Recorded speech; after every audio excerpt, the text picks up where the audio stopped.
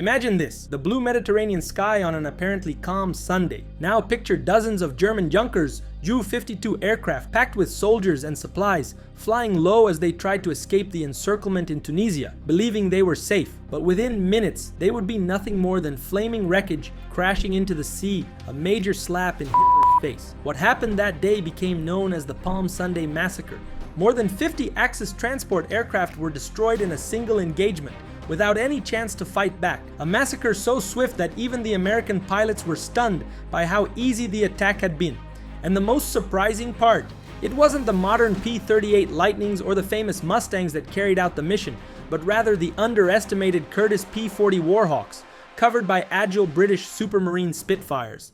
A force considered secondary that, in just a few minutes, wiped out the enemy and changed the course of the entire war.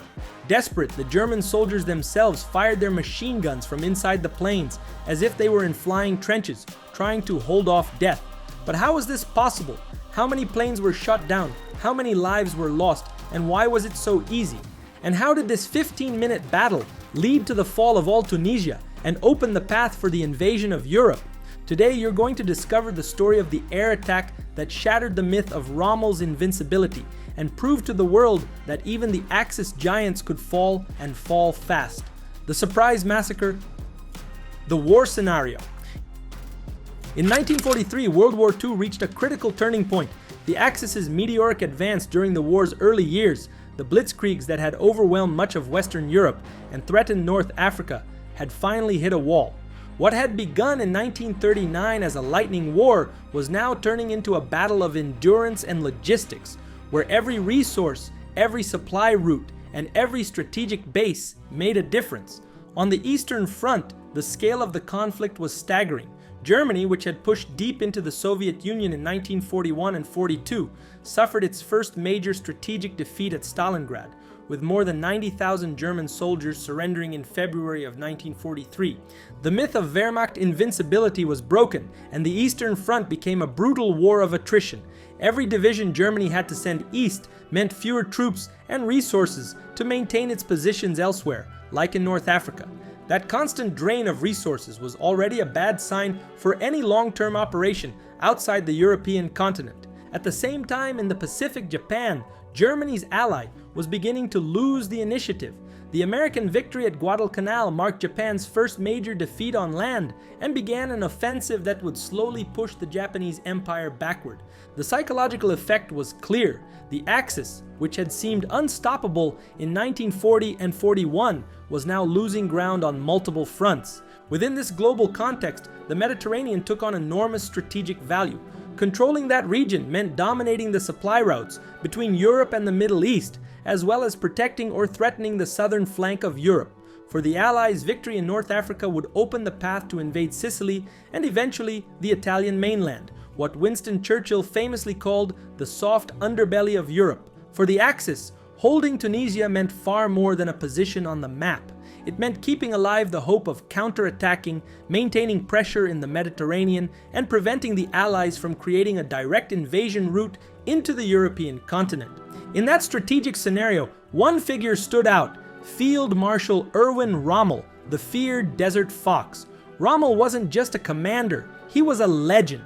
His reputation had been built during the desert campaigns of 1941 and 1942, when his swift armored maneuvers disoriented the British and led to a series of victories. His name was used by German propaganda as a symbol of military genius, and even his enemies respected him.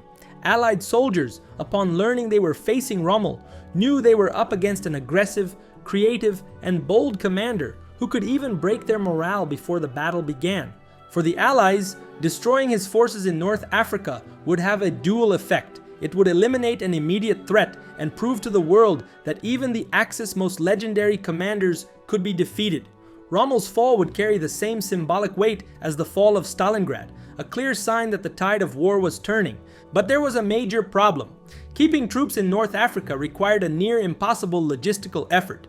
Germany relied on long maritime supply lines, constantly attacked by Allied aircraft and warships, especially because of the strategic position of the island of Malta, which served as a formidable naval and air fortress. Every convoy trying to reach North Africa became an easy target, and the losses at sea were unsustainable. Faced with this difficulty, the Axis decided to create an air bridge between Sicily and Tunisia. Junkers Ju-52 transport aircraft began flying daily, delivering fuel, ammunition, food, and evacuating wounded or exhausted soldiers. It was an improvised, costly, and risky solution, but it was the only way to keep the Axis presence in Africa alive. Italy, Germany's partner, was also involved, providing fighters and air support, but its limited industry and weakened air force had no capacity to sustain large-scale operations against the growing Allied air power. This situation revealed a clear difference in mindset between commanders. To any rational military analyst, withdrawal would have been the logical step to save experienced troops and preserve aircraft and equipment for the defense of mainland Europe.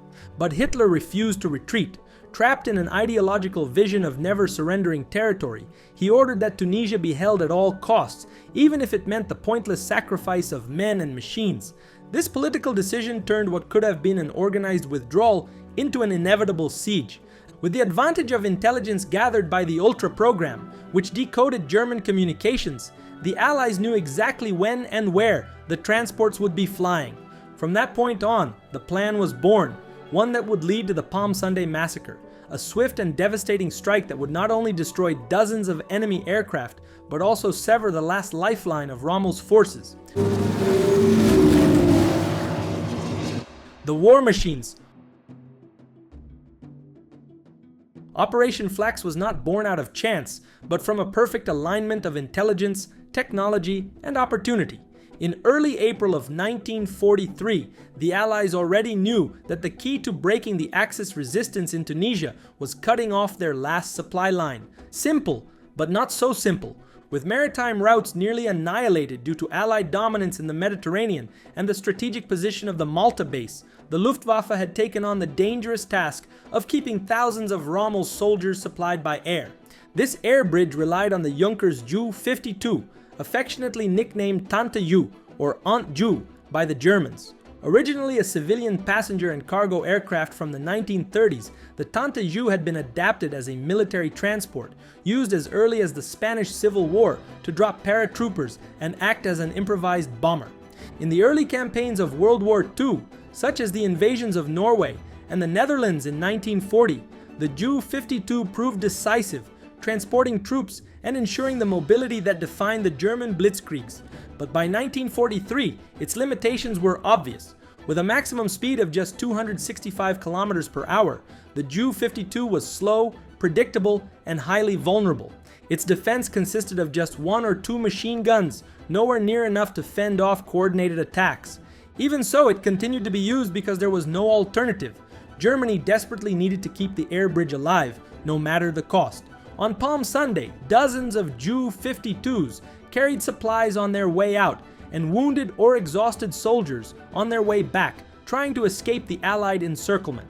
Protecting these transports was the Messerschmitt Bf-109, considered a technological landmark for its retractable landing gear, enclosed cockpit, and monoplane design. The Bf-109 had shown in the Battle of France and the Battle of Britain. However, its design focused on maximum performance came at the cost of range. On long escort missions over the sea, Bf-109s had to reduce speed to match the slow Ju-52s, giving up one of their main advantages, kinetic energy. On Palm Sunday, these experienced pilots would face the thankless task of protecting a massive, slow-moving formation against a surprise attack coming from above. Among the escorts were also a few Machi C-202 Folgore fighters, the pride of the Italian aircraft industry. With excellent maneuverability and a licensed Daimler-Benz engine, the Folgore was considered the best Italian fighter of the war.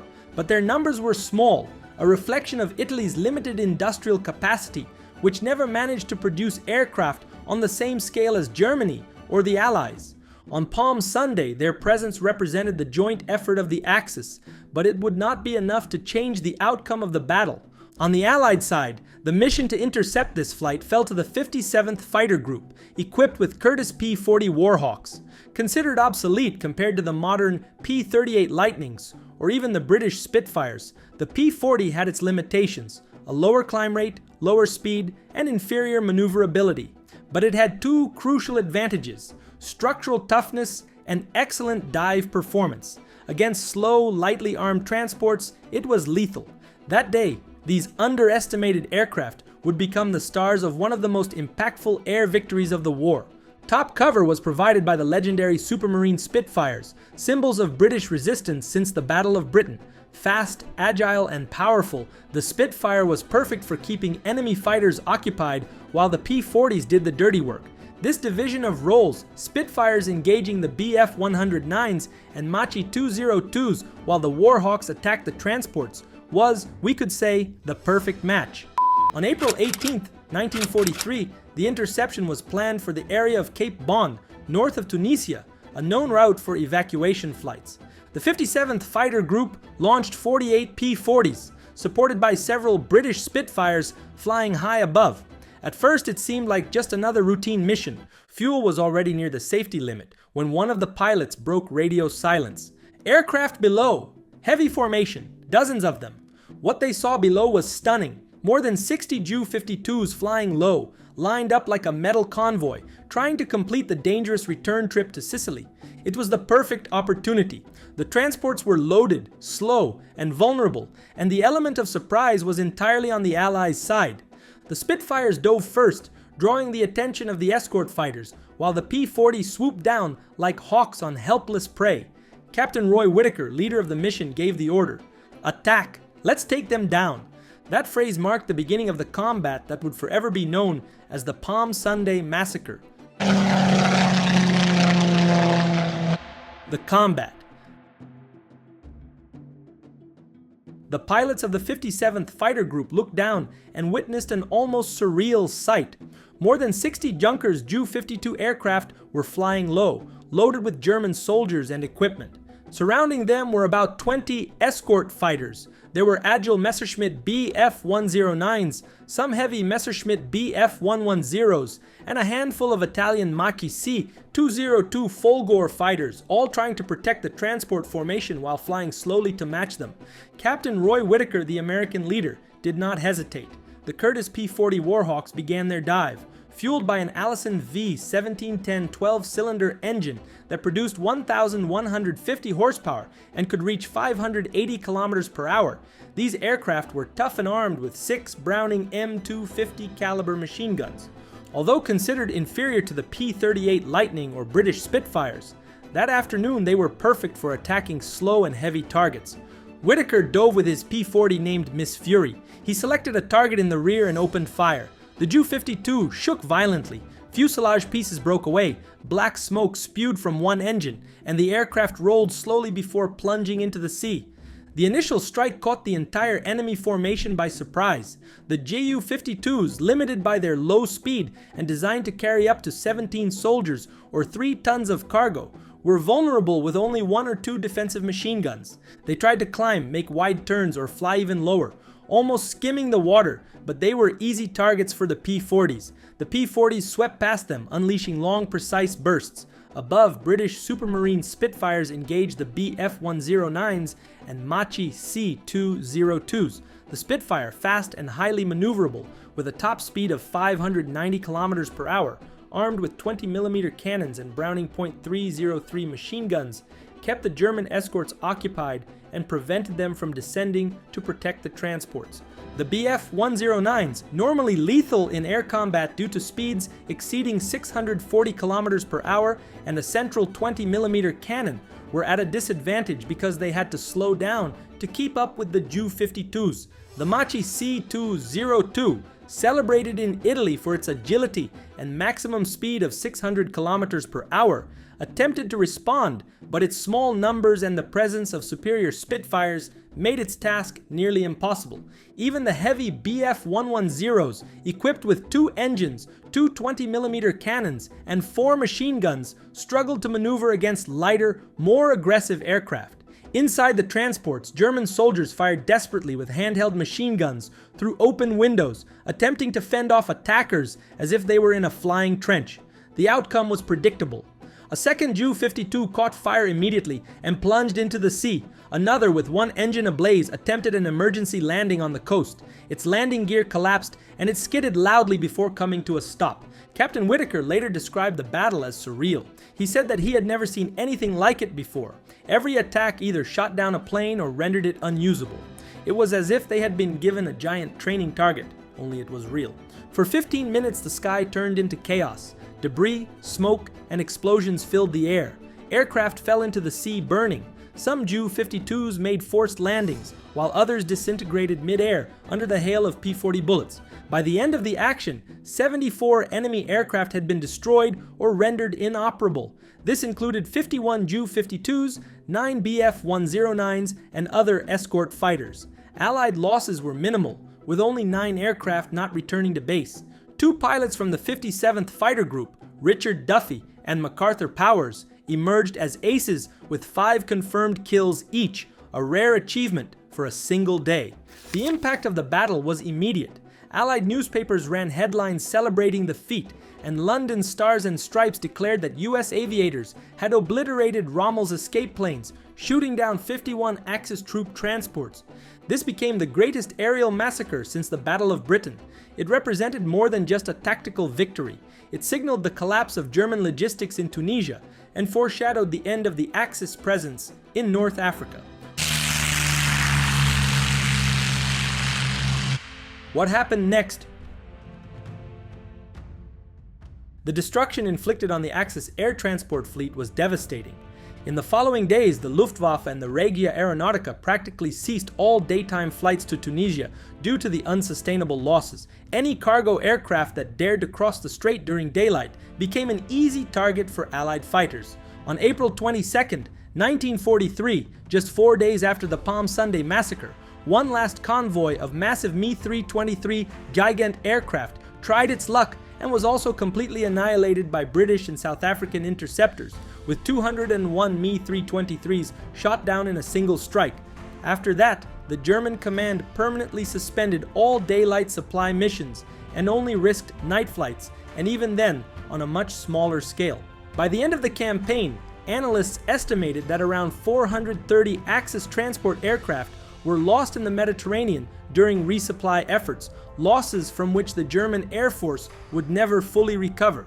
The air bridge collapsed. Fuel, ammunition, and spare parts became scarce or non-existent in many units. Many German soldiers began improvising unusual escape methods. Aware of the likely fate of the slow Ju-52s, they preferred to squeeze themselves into the cockpit of a single-engine Bf-109 fighter. It was extremely uncomfortable, but it seemed safer than flying as an easy target in a transport over the Mediterranean. Deprived of essential supplies, Axis armies in Tunisia could not hold out much longer.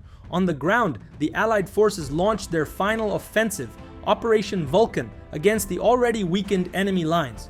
On May 6, 1943, British troops captured the capital, Tunis, while American forces took the port of Bizerte shortly after. 7 days later, the last 240,000 German and Italian troops in Tunisia laid down their arms and surrendered.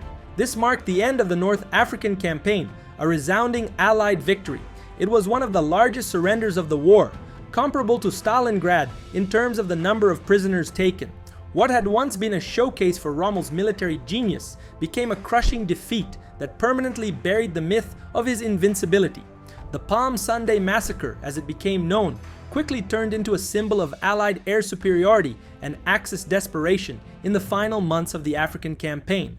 The action was so violent and effective that even the Germans nicknamed it Palm Sunday Massacre, literally referencing the holy day on which it occurred. The Allies, in turn, heavily exploited the feat in their war propaganda. Newspapers and radio stations enthusiastically reported the air slaughter. 3 American pilots returned from that mission with ace status and were celebrated as heroes, receiving praise from high-ranking commanders, including a congratulatory message from General George C. Marshall, the U.S. Army Chief of Staff, who called the attack a fatal blow to the Luftwaffe. The victory in North Africa paved the way directly for the invasion of Sicily, planned as Operation Husky and launched in July 1943. Capturing the island gave the Allies a secure base in the Mediterranean, allowing for deep aerial and naval attacks against continental Europe.